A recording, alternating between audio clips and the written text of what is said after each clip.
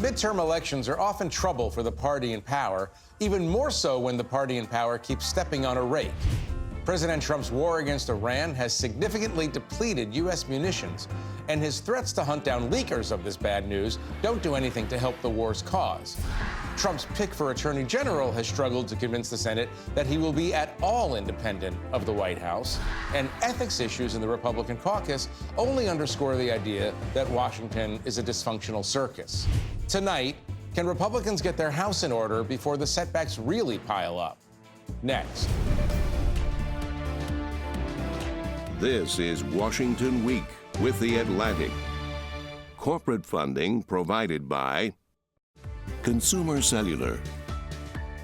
Additional funding is provided by Ku and Patricia Ewan for the Ewan Foundation, committed to bridging cultural differences in our communities.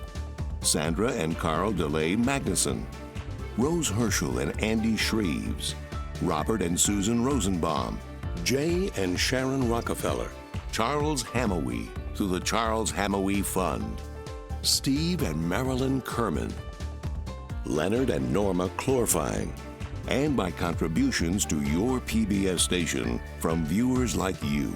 Thank you.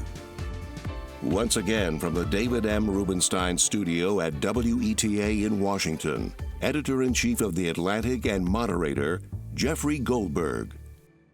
Good evening and welcome to Washington Week. There have been very disturbing reports this week that the U.S. has severely depleted its stock of crucial missiles in its war against Iran. Patriot missile stockpiles are down by 2/3, and the number of THAAD missiles is down by half. And mind you, this has occurred in a war against a third-tier adversary. Quite obviously, war planners in Moscow and Beijing and Pyongyang are watching what's happening with a kind of happy disbelief. How did this happen? We're not getting answers, straight or otherwise, from the Trump administration. Mostly we're getting anger and threats directed at reporters who are telling the American public about these shortfalls, and some hints that the White House may be unhappy with Pete Hegseth, the Secretary of Defense, for misleading them about the state of the American military and its readiness. Tonight, we'll discuss this mess and other messes with Karl Hulse, the chief Washington correspondent for the New York Times. Jonathan Karl is the chief Washington correspondent at ABC News. Missy Ryan is a staff writer and Pentagon correspondent at The Atlantic. And Zolan Kanno-Youngs is a White House correspondent for the New York Times. Thank you all for being here. Zolan, let me just start with you. You cover the White House on a daily basis. Is President Trump aware that the war on Iran is not going well? I mean, in a story, let me just mention this because it's very, very relevant. A story this week, you point out that none of the promises that he made to the Iranian people have come true, for starters. There are plenty of signs that he should be aware that this is not going his way. Right now, President Trump, increasingly, the reporting shows that he sees this just as a headache, a political liability. Right. He's searching for ways to get out of a war that he started and that has gone on far longer than he initially at least said that it would go on for. The goals, as you noted, just have shifted, right? Really, when you hear the conversation now and you hear the president speak, he mostly talks about success in this war as reopening the Strait of Hormuz. Like let's go back to the start of this war. Strait of Hormuz was open. That wasn't part of the goals that he initially laid out when he initially made the case, belatedly, to go to war with Iran. Right. Rather, it was, he said that the Iranian people should actually rise up and overthrow their government. He at one point said, save the names of those in the Iranian regime that had actually been targeting protesters in January. I just reported a story with colleagues, and we found that Iran has actually executed 26 people in connection to those protests from January that this administration was spotlighting. That's according to Amnesty International. We talked to Iranians in Iran who were saying that they feel betrayed, particularly because they listened to those promises that President Trump laid out when he started this war, and have now found themselves watching as the Trump administration negotiates and talks about respecting, in some ways, this new regime and this new leadership, saying they are easier to work with than the past leadership, even though we know that the same structure, the same leadership structure is still in place, even if many of the former officials in the Iranian regime have been killed. Right. Missy, I want to read you something that President Trump just said on Thursday about the munitions crisis. He wrote, the U.S. has massive amounts of munitions. He put munitions in scare quotes for some reason, especially of certain types. Additionally, large amounts are being manufactured and shipped to the U.S. as needed. Defense companies are building the largest number of plants and factories in our country's history. The leakers, again in scare quotes, of these treasonous statements are being hunted down. Long-term jail sentences will be sought. Give us an overview of what's going on here in terms of manufacturing and depletion. Sure. Well, the one thing that rings true in his tweet is that there is an effort to replenish these stockpiles.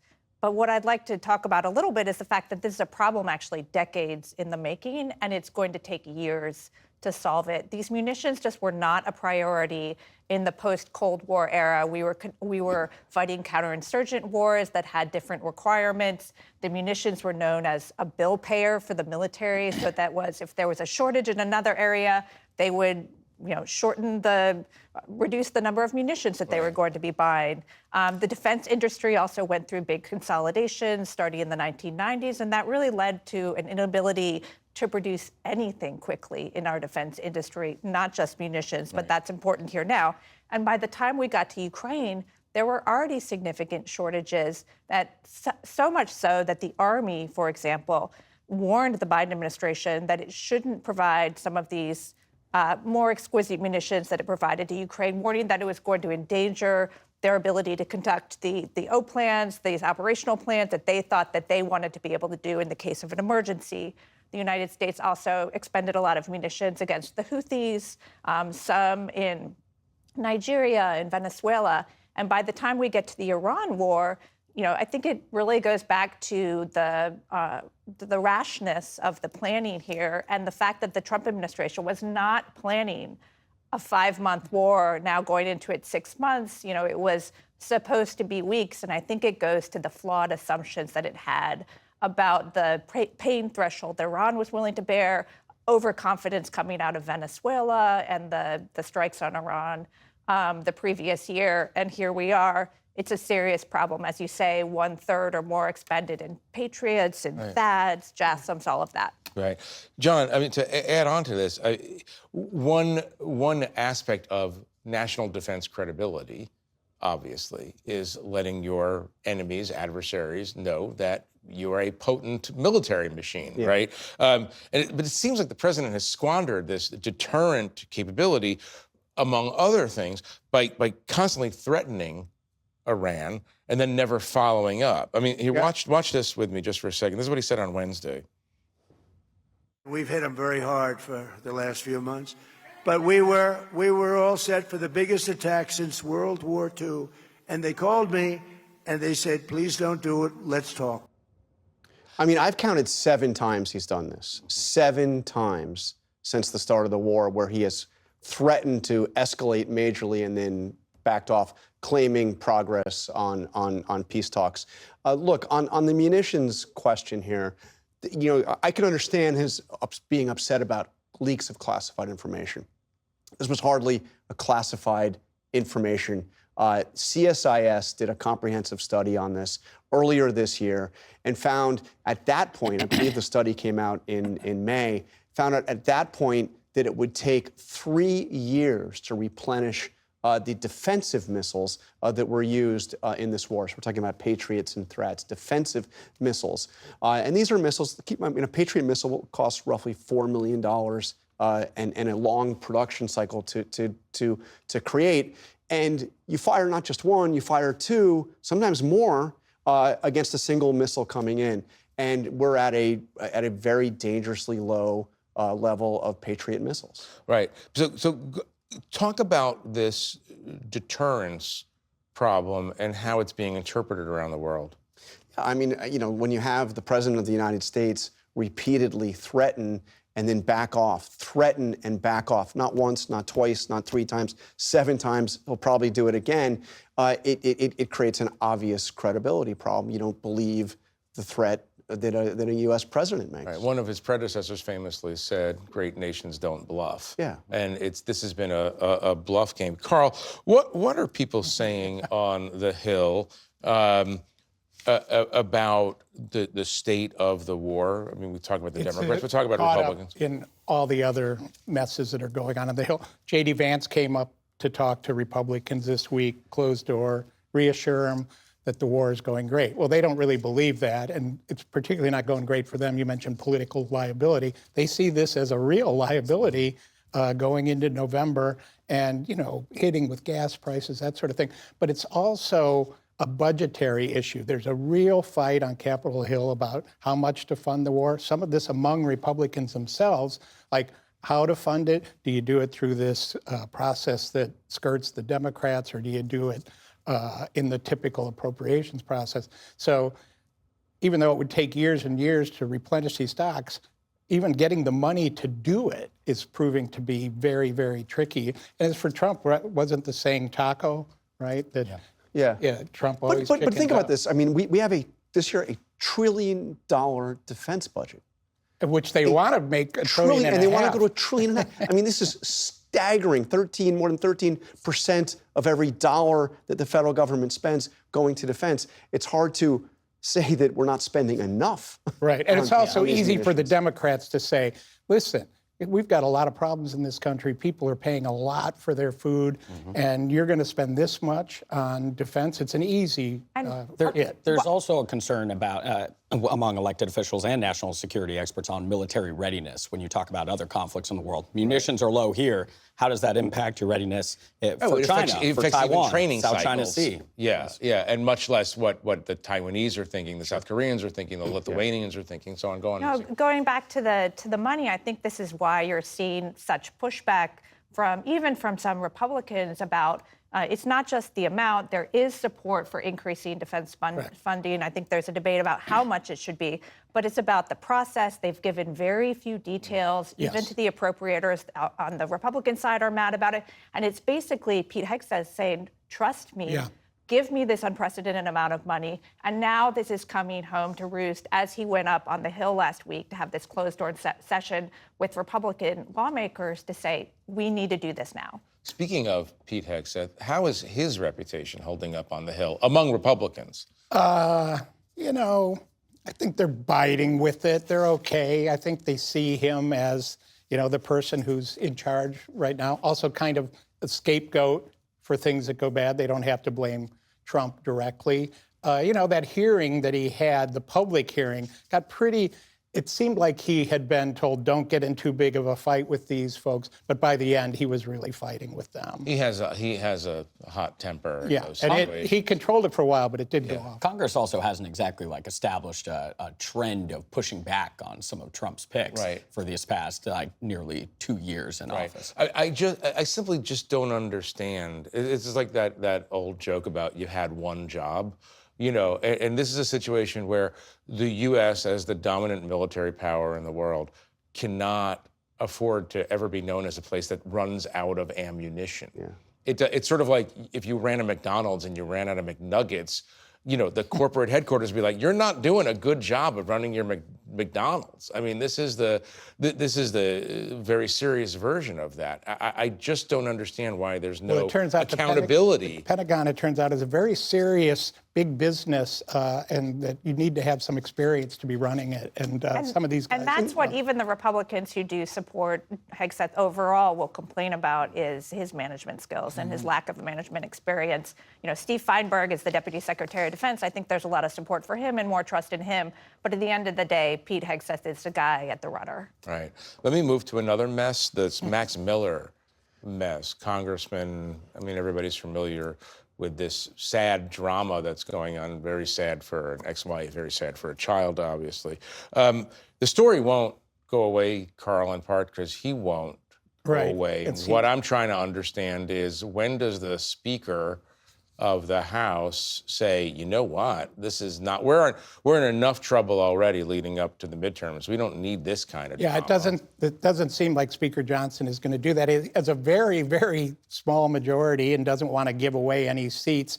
I have said that past speakers would have Republican speakers would have totally eased him out by now. I mean, it is sort of ugly and sad, but he seems to want to stick it out. And I will tell you another midterm issue. This sticks to Republicans, these kind of things. There was another sexual-related scandal involving another congressman from North Carolina who's decided not to run. I mean, this is just part of the image that they're going into the midterms with. It's like, who's in control of the place, and what's going on with these people? I mean, it's a bipartisan issue. You had Swalwell obviously forced out of the governor's race. You had the Plattner forced out of the Senate race. you just used the they're term forced gone. out. Yeah, and now we have 3 Republicans that we know of facing allegations like this. 1 has dropped out. 2. Yeah, I'm not arguing that Democrats have better sexual morals in Congress than Republicans. I don't even want to get into. I don't even want to think those words anymore. Actually, I want to move on. I'm just saying that there's a pattern of the Democrats pushing the people out and the Republicans not pushing. It kind of goes to the Trumpian never cede ground. Yeah, there's a playbook here that's been established in this Trump era, right? And that's to never cede ground, to keep fighting. I mean, I think it's interesting that when the president did have a call with Max Miller this past week, he did not demand or ask him to step out of the race, the reporting shows. And Max Miller says that he, in response to the president, who did say, this is gonna be challenging, you're facing a tough race, Max Miller responded by saying, I'm almost motivated by how you responded to the Access Hollywood scandal, right? There is a playbook here that has been established, and Max Miller seems to be following it. Could Max Miller plausibly win his seat in He's got a tough opponent. I think it's a strongly Republican seat, but he could lose. I think if the president's popularity stays down where it is right now. And these allegations are horrific. Yeah. I mean, and look, he denies them all. It's the two-year-old daughter. Two-year-old There's daughter. also a pattern of other women, including Stephanie Grisham, a former Trump administration official, saying. I mean, going back to when he was in high school and he allegedly threw a woman down a stairwell. Again, he denied it all. But this is a long series of allegations going back many years with the guy, and his own former father-in-law basically says, he's a psycho. And Republican senator. And he's a Republican senator. And, I think that regardless of what happens with Max Miller, the sad thing is that this is going to deepen the perception that many Americans have of politicians as deeply corrupt, as immoral, and here we are right before the midterms. What impact will this have on people? Will they go out and vote? Look, Washington doesn't generally look great these days. I mean, and for the president in particular, I want to bring this up because he's having real trouble getting his attorney general nominee through. He might very well get him through as we're live on television right now. But he's dealing with low approval ratings, a weakening economy, the oil prices, the seemingly endless Iran situation. And Zolan, he spends a lot of time arguing about the reflecting pool and design and renovation issues around the White House and the National Mall. What is the strategy, or let me rephrase that, is there a strategy in the White House to lift the Republican brand in the months preceding? It's so interesting you say that, because I remember I'm on my way to Davos to cover the president's trip to Davos. I can't believe you just said those words. He was getting backlash too from his American First faction. And I remember Susie Wiles came out and said, don't worry, the president's going to be traveling every week and talking about the package that he just passed and talking about policies that relate to the American people. We have not seen the president traveling every week since then. We have seen more often him talking about the reflecting pool and the ballroom. Out of all of the challenges that you just listed, by the way, and the setbacks that he's facing, I would say one that probably sticks out to him is the courts also coming out against the ballroom construction today as well. Right, we just saw that. And even the fact that would command so much attention of him. We're talking about a break between the voters that Republicans are looking to build support with and the president and his attention and his priorities. Well, it's so frustrating to the Republicans on Capitol Hill that they keep trying to talk about their tax package, and he doesn't not only want to talk about that, but he talks about how they're not doing what he wants to do. So it's even creating a tougher problem. Go ahead. Well, he told Punchbowl News, Jake Sherman, today, that voters are angry at Republicans. Voters are angry at Republicans. They're not angry at me. They love me. They're angry at Republicans. So, I mean, this is the world he's living in. But look, when the D.C. Circuit Court of Appeals puts a stop to the ballroom construction above ground, but they gave a 2-week period for him to appeal it to the Supreme Court. The Supreme Court will probably bail him out of this. Trust me, I think at this point, he cares as much about that ballroom getting constructed as just about anything else on the agenda. Just to connect these points about Trump's vulnerability, going back to the Iran war and the munitions, I think one of the reasons this munitions question is so urgent is that there's a particular vulnerability or sensitivity around the defensive munitions and the casualties that the U.S. military has taken in the Middle East. 20 U.S. troops killed in action so far. And the possibility for that number increasing between now and November, I think, is a real political issue that the White House has to deal with. I mean, one could argue that with all of these challenges, the very last thing a president of the United States should be worrying about is interior decorating or painting the EEOB white or fixing the reflecting pool. But your colleague, Maggie Haberman, said the other day that she thinks 70% of his brain space is occupied by decorating. That certainly rings true to me, and I've seen it just in my own conversations with him over the past year. My question to you, and we're coming to the end of this conversation, unfortunately, but my question to you is, the next 2 years of Trump, is he going to become more like Trump the developer, Trump the builder, as he loses control of other aspects of policy? Is he going to become more and let me slightly tweak the question. If Democrats take control of the Congress, what does Trump's behavior look like in those final 2 years? And I have talked to 2 people close to the president who think that on some level he actually doesn't care and actually prefers the Democrats to win control of the House. Because what does that become? That becomes Trump is the center of every story. It's Trump versus the Democrats. They're coming after him every possible way. The drama between his first meetings with Schumer and Hakeem Jeffries and all. And whereas if the Republicans hang on barely, it's like what we're talking about, who's going to be the candidate. So there's more opportunity for dramatic martyrdom? Dramatic, and also just being the center of it all. But I think that he sees legacy is hugely important at this point in his presidency. And one of the key measures of that legacy is how he changes that building behind you and Washington, D.C. So I think he's going to, as he told me once, what do you think, John? Am I a better politician or a better builder? I think maybe I'm a better builder. Well, there you go. I'm glad we can land on that very, very odd note. Yes, it is quite astonishing, many aspects of this conversation. Unfortunately, that's all the time we have for the conversation tonight. I do want to thank our guests for joining me. I want to thank you at home for watching us. For more on how the munitions shortage have created a crisis for the U.S., please read Nancy Youssef and John Lemire's story on theatlantic.com. I'm Jeffrey Goldberg. Good night from Washington. Corporate funding for Washington Week with The Atlantic is provided by... In 1995, 2 friends set out to make wireless coverage accessible to all. With no long-term contracts, nationwide coverage, and 100% U.S.-based customer support. Consumer Cellular. Freedom calls.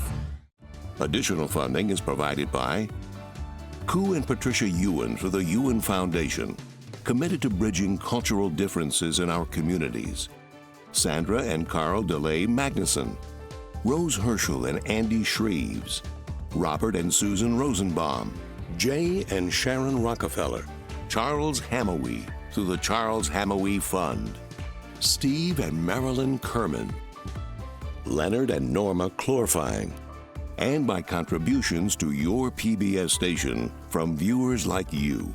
Thank you.